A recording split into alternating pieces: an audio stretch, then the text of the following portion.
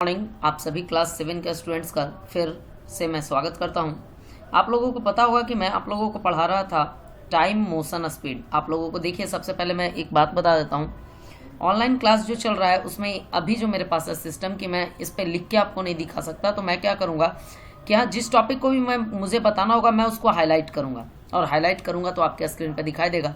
तो चलिए हम लोग शुरू करते हैं। मैं आप लोगों को पढ़ा रहा था टाइम मोशन स्पीड, जिसमें मैंने आपको पढ़ा दिया था कहाँ तक। तो पहले मैं वो दिखा देता हूँ। मैंने आपको यहाँ आपको दिखाई दे रहा होगा ओडोमीटर तक मैंने आपको पढ़ा दिया था, और ओडोमीटर तक पढ़ाने के बाद में मैंने आपको 5 सवाल दिए थे बनाने को। मैंने आपको कितने सवाल दिए थे? 5 सवाल दिए थे बनाने को। वो भी आपको अभी स्क्रीन पे दिखाई दे रहा होगा। आप लोगों से मैंने ये भी कहा था कि अगर जिन बच्चों से नहीं बनेगा तो मुझे भेजेंगे, लेकिन सबसे बड़ी ये बात है कि आप सभी बच्चों ने होमवर्क अभी तक भेजा ही नहीं। चलिए खैर कोई बात नहीं है, स्कूल खुलने पे मैं खुद चेक करूंगा, है ना। तो आइए आज से हम लोग शुरू करते हैं। कहाँ से? तो आज हम लोग शुरू करने वाले हैं मेजरिंग स्पीड से। यहाँ दिखाई आपको दे रहा होगा स्क्रीन पे, है ना, मेजरिंग स्पीड।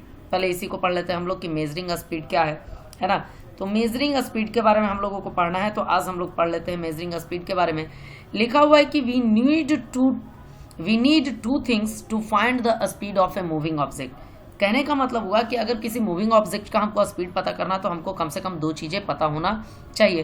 पहला है कि डिस्टेंस कवर्ड और distance covered by the object and time taken to cover the distance.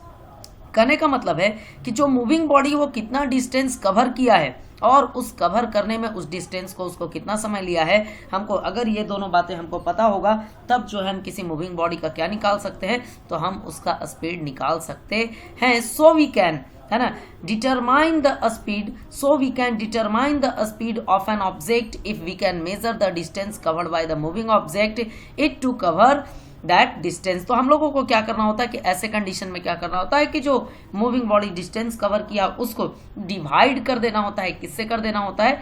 तो जो समय लगा उससे। तो यहाँ तक आप लोगों को समझ में आ रहा होगा, है ना।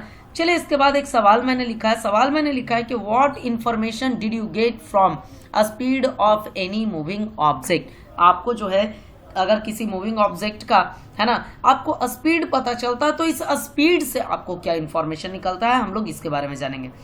लिखा हुआ है यहाँ पे कि the speed of object help us to decide which one is moving faster than the other. कहने का मतलब हुआ कि अगर किसी मूविंग बॉडी का हम स्पीड पता कर लेते हैं तो हम ये भी पता कर लेते हैं कि वो किसी दूसरे बॉडी से, है ना। कहने का मतलब ये हुआ कि जब हम कंपेयर कर रहे हो 2 या 3 मूविंग ऑब्जेक्ट्स के स्पीड्स को, है ना, तो स्पीड हमको ये बताता है कि कौन सा ऑब्जेक्ट का स्पीड ज्यादा है, मतलब कौन तेज चल रहा है या कौन धीमा चल रहा है। तो हमको यही इंफॉर्मेशन स्पीड से मिलता है। आप लोगों को समझ में आ रहा होगा। अगला टॉपिक है यूनिफॉर्म स्पीड। अब यहाँ पे देखना, यूनिफॉर्म स्पीड के बारे में हम लोगों को पढ़ना है। आप लोगों का स्क्रीन पे दिखाई भी दे रहा होगा कि अभी जो हम लोग पढ़ने वाले यूनिफॉर्म स्पीड। यहाँ पे थोड़ा सा जो है आप लोगों को यूनिफॉर्म स्पीड में बता दे रहा हूँ कि किस तरीके से यूनिफॉर्म स्पीड है ना। लिखा हुआ है कि एन ऑब्जेक्ट मूविंग अलोंग, है ना, एन ऑब्जेक्ट मूविंग अलोंग, है ना, a straight line path is to have uniform motion, है ना, have uniform motion if it speed remain constant then the moving body is said to be in uniform. कहा जाता है ये है कि यूनिफॉर्म स्पीड हम लोग किसको कह रहे हैं? तो यूनिफॉर्म स्पीड जो हम लोग कह रहे हैं किसको? तो हम लोग कह रहे हैं कि अगर कोई moving body straight line path पे चल रहा हो, है ना, और उसका जो मोशन है वो हमेशा यूनिफॉर्म बना रहे, उसका स्पीड जो हमेशा यूनिफॉर्म बना रहे, तो उसी को हम लोग क्या कहेंगे यूनिफॉर्म स्पीड। ऐसे इसका एक और डिफिनीशन होता क्या है ना, कि if a body travels equal distances in equal time interval. अगर आप लोग लिखना चाहें तो यहाँ से आप लोग लिख भी सकते हैं, है ना।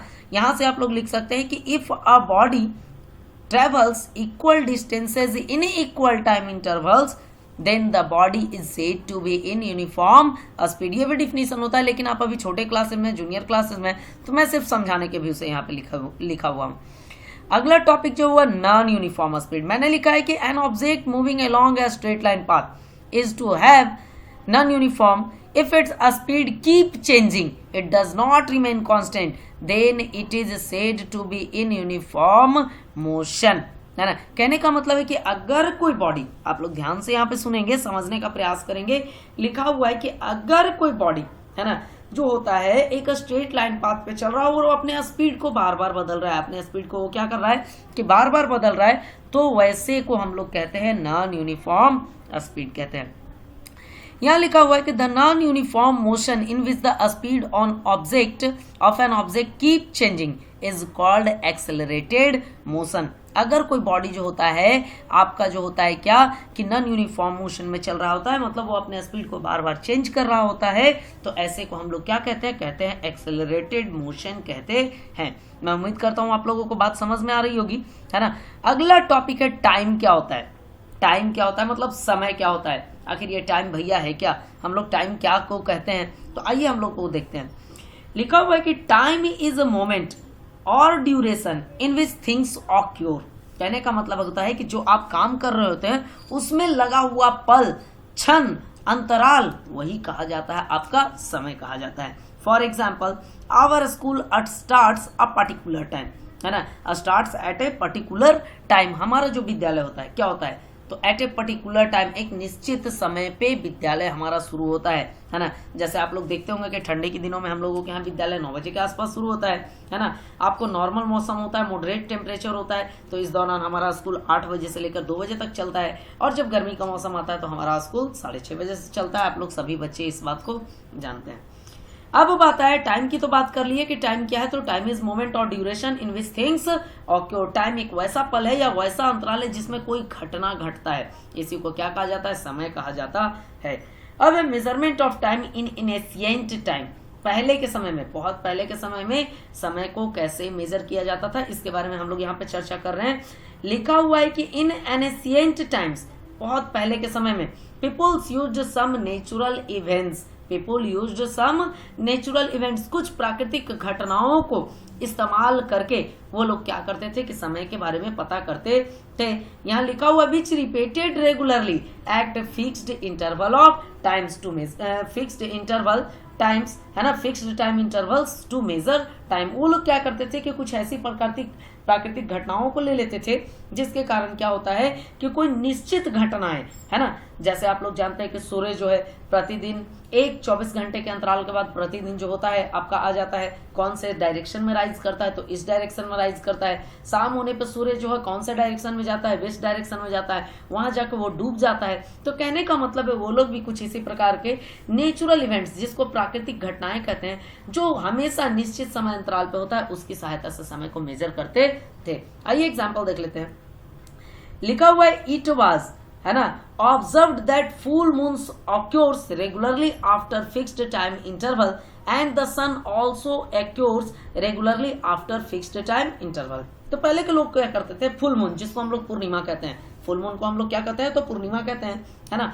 तो लोग क्या करते थे कि हम लोग जानते हैं कि फुल मून जो होता है एक निश्चित समय अंतराल के बाद आफ्टर अबाउट 28 और 9 डेज हमको वो दिखाई देता है। तो पहले के लोग भी क्या करते थे कि फुल मून जो कि एक निश्चित समय अंतराल के बाद हो रहा है उसकी सहायता से समय को देखते थे, है ना। या फिर सनराइज, सूर्य के उगने के मुताबिक, ये भी जो होता है प्रतिदिन इसका समय लगभग फिक्स होता है, तो इसके मुताबिक लोग जो होता था क्या करते थे कि आपको समय, अपने आप को समय के अनुसार चलाने का काम करते थे। फिर देखिए लिखा हुआ है so the natural periodic events, है ना, which were used in an ancient time to measure time were the occurrence of the full moon and the sunrise. तो पुराने जमाने में लोग क्या करते थे, बहुत पहले समय में क्या करते थे, जब घड़ी नहीं हुआ करता था तो उस दौरान में क्या किया करते थे कि लोग पीरियोडिक इवेंट्स, है ना, कुछ ऐसे प्राकृतिक पीरियोडिक इवेंट्स जो कि एक निश्चित समय अंतराल के बाद होते थे, है ना, उसकी सहायता से, है ना, वो लोग क्या करते थे कि समय को मेजर करते थे। जैसे एग्जाम्पल में आपका है फुल मून और सनराइज। अब जो बातें आई क्या कि इससे 3 हम लोगों को चीज पता चला, क्या क्या पता चला, तो चलिए इसको भी देख लेते हैं। पहला चीज जो है आपका लिखा हुआ है कि the time from one full moon to the next full moon was called a month. और उन्होंने क्या किया कि एक फुल मून से लेकर अगले फुल मून तक के समय को क्या कह दिया, तो कह दिया उन्होंने एक महीना, अ मंथ, है ना। सेकेंड जो टर्म बना क्या कि the time from one sunrise to the next sunrise was called a day. उन्होंने क्या कहा कि आज सूर्योदय हुआ और अगला सूर्योदय होगा, इसके बीच के समय अंतराल को उन्होंने कह दिया डे, है ना। इसके बाद है कि the important time measuring devices used in ancient times were sundial, sand clock and water clock. और उसके बाद उन्होंने क्या किया कि पुराने ही समय में वो लोग समय देखने लगे कौन कौन सी चीज़ों से, तो सनडायल से देखने लगे, सैंड क्लॉक से देखने लगे और वाटर क्लॉक से भी देखने लगे। तो आइए हम इन तीनों को एकाएकी करके हम लोग समझने का प्रयास करते हैं। आप लोगों के स्क्रीन पर अच्छे तरीके से दिखाई दे रहा होगा, है ना। चलिए तो हम लोग यहाँ से देख लेते हैं सनडायल से।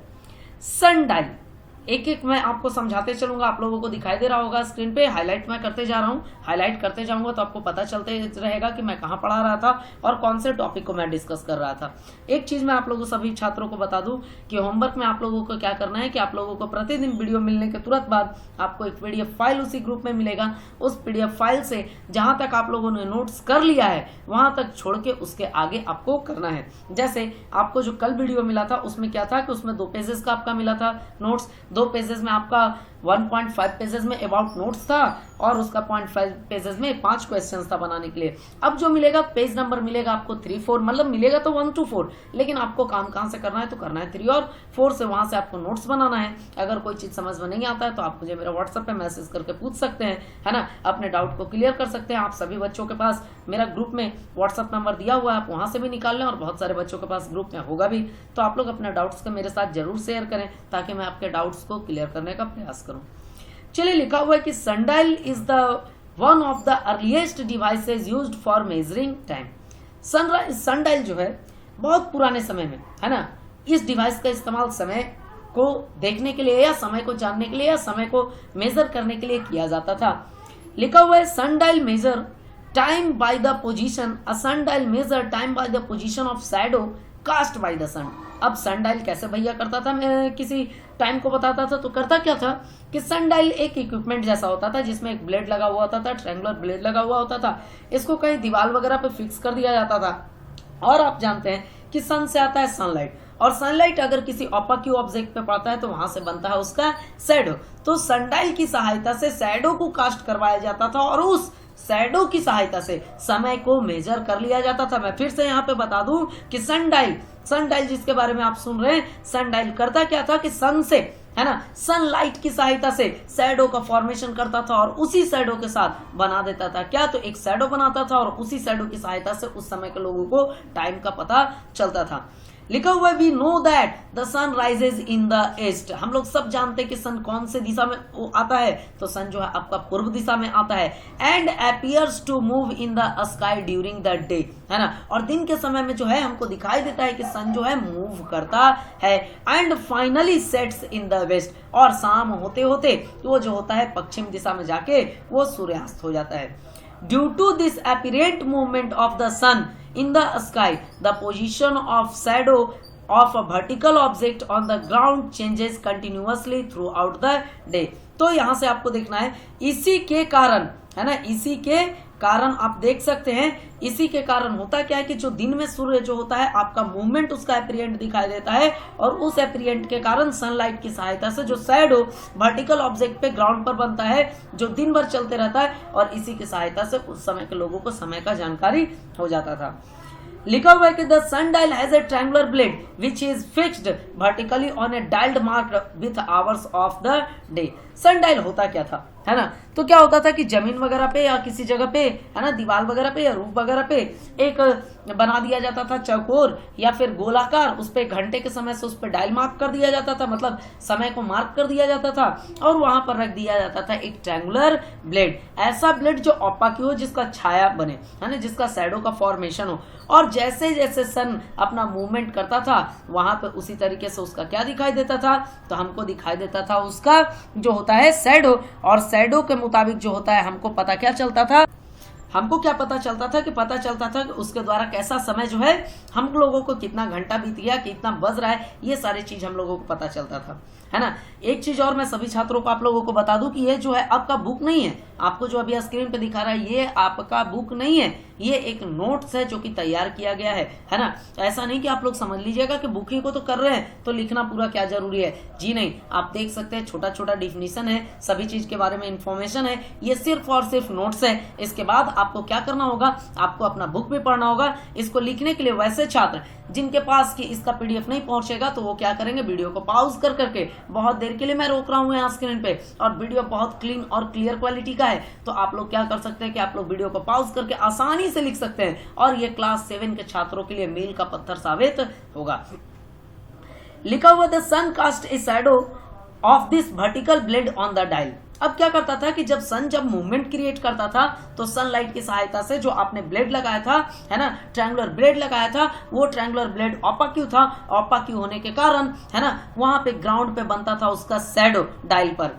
अब लिखा हुआ है कि as the position of sun changes in the sky, जैसे जैसे सन की जो स्थिति होती है आकाश में बदलती थी, तब the position of shadow of blade on the dial also changes. उसी तरीके से जो छाया होता था, जो ब्लेड का, जो डायल पे छाया का निर्माण होता था, वो भी बदलते रहता था। लिखा हुआ है कि the position of the shadow of vertical blade on the dial gives the time of that the day. यहाँ पे लिखा हुआ है कि the position of shadow of vertical blade on the dial gives the time of the day. और जो shadow होता था, पोजीशन जो शैडो का होता था, वर्टिकल ब्लेड का जो डायल पे होता था शैडो, उससे उस दिन का समय के बारे में पता चलता था। Eight many places huge sundials have been constructed on the ground in the form of triangular balls, है ना। बहुत सारे प्लेसेस पे क्या किया गया था पहले के जमाने में कि बहुत बड़े बड़े सनडाइल को जमीन पे बना दिया गया था ट्रायंगुलर बॉल्स के फॉर्म में, ताकि लोगों को इससे क्या हो, समय का पता चले। तो मैं उम्मीद करता हूं आप लोगों को यहां से लेकर सनडाइल यहां तक आसानी से समझ में आया होगा। अगर आप लोगों में से किसी ऐसे बच्चे हैं, कोई ऐसे बच्चे भी हैं जिनको समझ में नहीं आया, तो मुझे आप मैसेज कर सकते हैं और मैं कोशिश करूंगा आपको समझाने का। चलिए अब बात कर लेते हैं सैंड क्लॉक। सैंड क्लॉक तो अभी भी किसी घर में आप उसको कह सकते हैं ना, घर को डेकोरेट करने के लिए आज भी लोग रखे हुए हैं, जबकि इसका इस्तेमाल समय देखने के लिए शायद अब नहीं होता है, पहले होता होगा, पहले होता भी था, लेकिन शायद अभी सैंड क्लॉक का इस्तेमाल घर में सिर्फ घर को डेकोरेट करने के लिए ही होता है ना। और इसके अलावे आज जो लोग हैं इससे समय नहीं देखते। क्यों? क्योंकि आज हमारे पास क्या है, तो आज हमारे पास अच्छा क्रिस्टल वॉच है ना, अच्छा हमारे पास ये आपको कहते हैं ना क्लॉक है, वॉल क्लॉक है। इसके अलावा आज हम लोग स्मार्टफोन का इस्तेमाल करते हैं, स्मार्ट वॉचेज का इस्तेमाल करते हैं, है ना, सेलफोन का इस्तेमाल करते हैं। तो आज समय नॉर्मली जो होता है हम लोग सैंड क्लॉक वगैरह से, वाटर क्लॉक से, सन डायल से, इन सभी चीजों से नहीं देखते हैं। यहाँ तक कि हम लोग किसी पीरियोडिक इवेंट के लिए भी समय का पीरियोडिक इवेंट का भी इंतजार समय देखने के लिए नहीं करते हैं।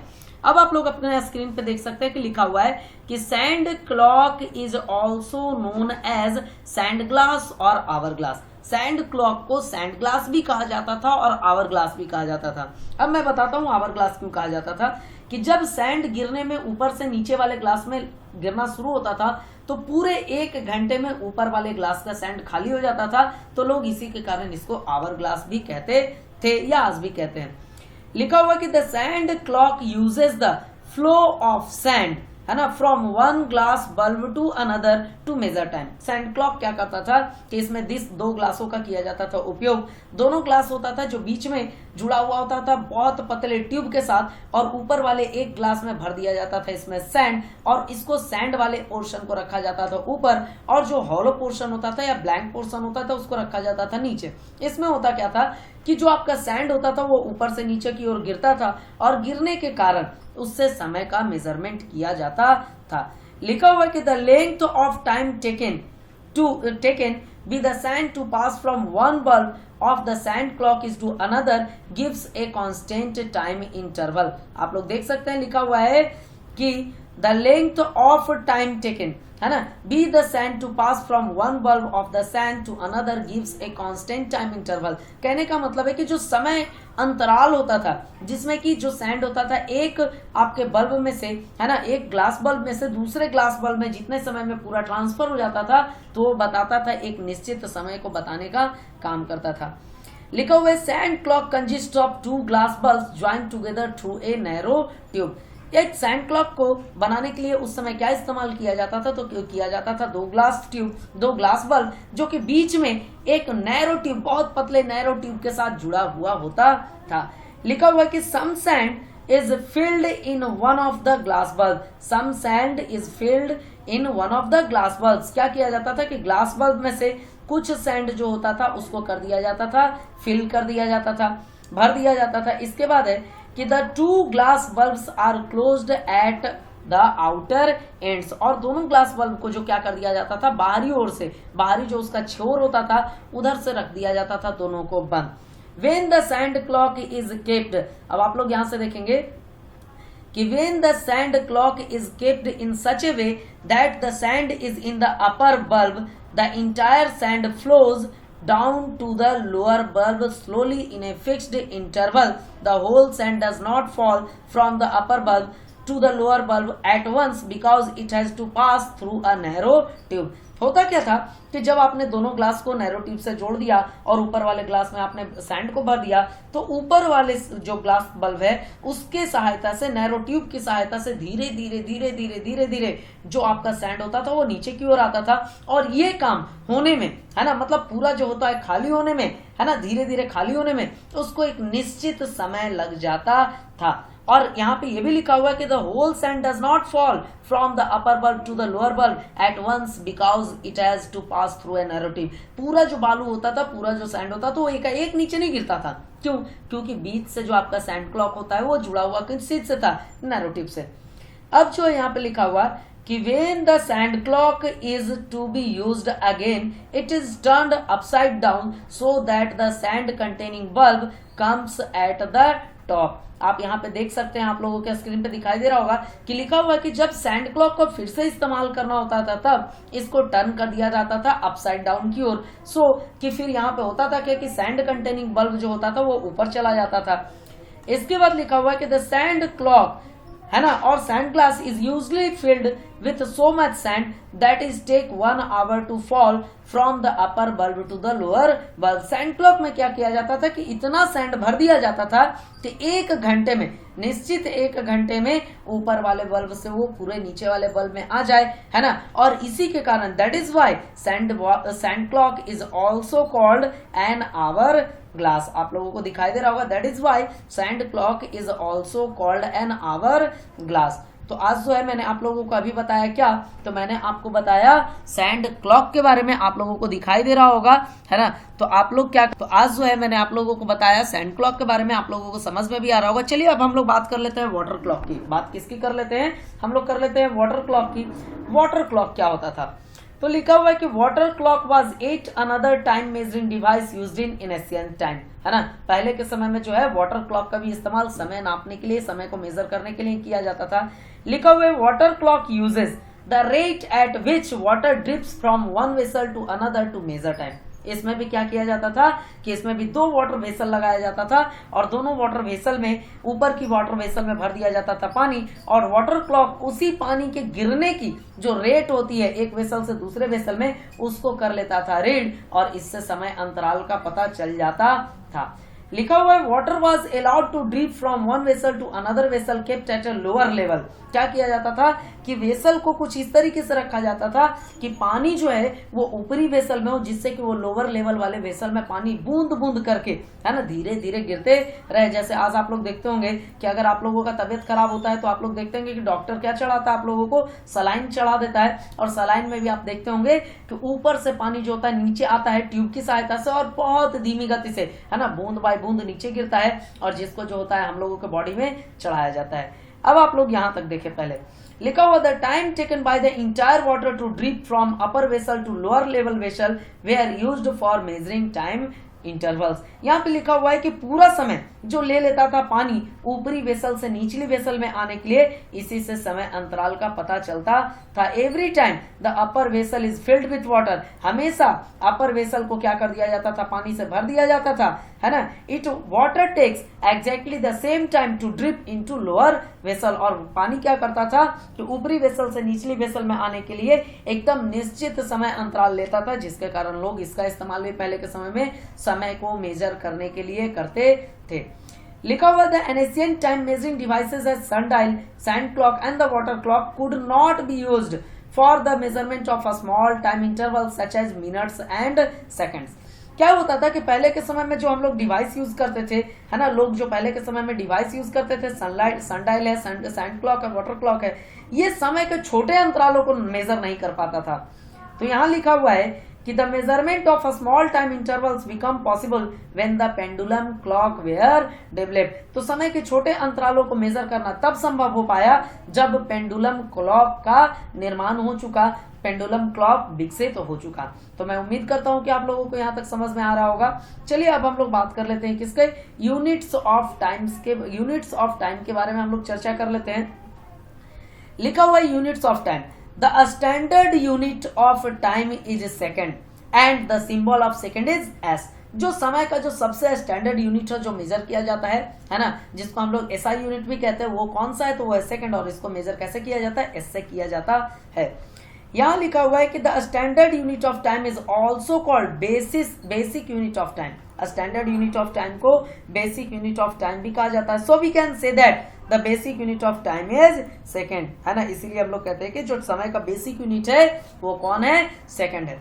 लिखा हुआ the larger unit of time other than second are minute and hour, है ना। जो आपका सेकेंड से बड़ा जो यूनिट है समय को मेजर करने वाला सेकेंड के अलावे, वो है मिनट, जिसमें एक मिनट में आप लोग सभी बच्चे जानते हैं कि 60 सेकेंड्स होते हैं और एक घंटे में 60 मिनट्स या फिर 3600 सेकेंड्स होते हैं। लिखा हुआ the symbol of minute is MIN and the symbol of our is H। Thus time is normally in the units of hour minute second, है ना। यहाँ पे लिखा हुआ है कि टाइम इज नॉर्मली, हम लोग जो समय को जो है सामान्यतः कैसे मेजर करते हैं, तो घंटा, मिनट और सेकंड में करते हैं। आप लोगों को बात मेरी समझ में आ रही होगी। The units of hour minute and second are related to one other as follow. अब यहाँ पे से आप लोग यहाँ तक देखें, इसको भी आप लोगों को याद करना है। इसको आप लोग पहले से भी जानते हैं, लेकिन फिर भी मैंने यहाँ पे लिख दिया। अभी जो आपके स्क्रीन पे अंडरलाइन हाईलाइट होकर दिखाई दे रहा है, वो जो है पहले से आप लोग जानते हैं। दिन जानते हैं, है ना, महीना जानते हैं, साल जानते हैं, घंटा जानते हैं, आप लोग मिनट जानते हैं, सेकंड जानते हैं, यहाँ तक कि आप लोग दशक, है ना, आप लोग डिकेड जानते हैं, है ना, आप लोग सेंचुरी जानते हैं, शतक जिसको हम लोग बोलते हैं, है ना, और मिलेनियम भी आप लोग जानते हैं। तो यहाँ तक ये रहा बात। आज के वीडियो में आप लोगों के लिए मैं इतना ही छोड़ रहा हूँ, वही बहुत सारे चीजों को पढ़ाना है, तो आज के वीडियो में मैं आप लोगों के लिए इतने दूर पे ही छोड़ दे रहा हूँ, है ना। कल जब हम लोग मिलेंगे फिर से नए वीडियो में, तो हम लोग पढ़ेंगे modern basis of time, measuring time, जहां से हम लोग पढ़ेंगे periodic motion, pendulum clock, crystal watch, इन सभी चीजों के बारे में। और जब ये सारी चीज खत्म हो जाएंगे तब हम लोग पढ़ेंगे ग्राफ के बारे में। तो आज का होमवर्क जो आप लोगों के लिए है, कि आज का होमवर्क है आप लोगों को, मैं फिर से एक बार होमवर्क आप लोगों को दिखा देना आप लोगों को चाह रहा हूँ। यहाँ मेजरिंग स्पीड से आप लोग देख सकते हैं, आप लोगों पे जो हाईलाइट हो रहा है, मेजरिंग स्पीड से लेकर आपको आज जो है नोट्स बना के रखना है। कहां तक, तो आपको बना के रखना है यहाँ यूनिट्स ऑफ टाइम तक। आपको नोट्स बनाकर आज शाम तक आपको मेरे व्हाट्सएप पे भेजना है। ये नोट्स है बाबू लोग, ये किताब नहीं है। इसके अलावा आपको बुक भी पढ़ाया जाएगा। बुक पढ़ना बहुत जरूरी होता है ना। जब स्कूल खुलेगा तो मैं बुक भी पढ़ाऊंगा। नोट्स मैं इसलिए अभी आप लोगों को लिखवा दे रहा हूँ, समझा दे रहा हूँ, ताकि कि जब क्लास ओपन हो, स्कूल ओपन हो, तो सिर्फ हम लोगों को सिर्फ बुक समझाना हो और उसके बाद हम लोग सिर्फ जो है डिस्कस करेंगे उससे रिलेटेड क्वेश्चन आंसर के बारे में। तो मैं उम्मीद करता हूँ कि आप सभी बच्चों को समझ में आ रहा होगा। आप सभी बच्चे मेरे साथ इसी तरीके से बने रहें, है ना। तो आज के लिए आपके वीडियो में, आज के इस वीडियो में आपके लिए इतना ही। घर पे रहें, सुरक्षित रहें।